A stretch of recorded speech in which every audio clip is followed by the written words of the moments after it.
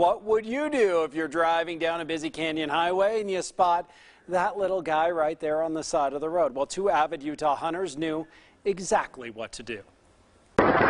Right on the side of the highway in Provo Canyon Saturday afternoon. Knobs on its horns was only about an inch long. This little mountain goat, young, alone, and struggling in the deep snow. You're not going to come over and get in the road, little guy. Don't even think about it. The goat started wandering toward traffic. As soon as he turned his head away from my boy, I said, jump, and he jumped and caught it. James Olson and his son put it in the front seat of their truck to warm it up. Last year, this picture made international headlines when tourists scooped up a bison calf they thought was cold in Yellowstone National Park. The calf was later euthanized. This time, totally different. Public safety is our #1 priority, and who knows what would have happened if it would have walked out into the road.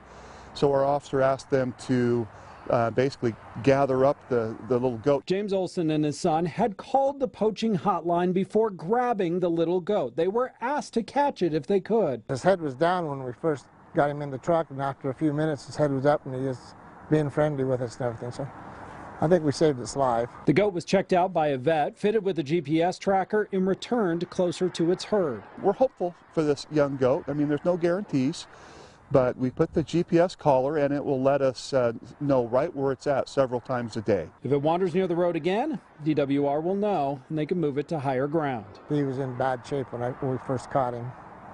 But we're glad to help Fish and Game on something like that.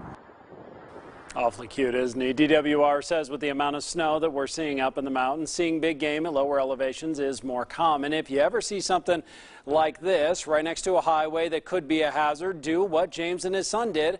Call DWR. You never know. You might be asked to catch a goat as well. Matt McDonald, Fox 13 News, Utah.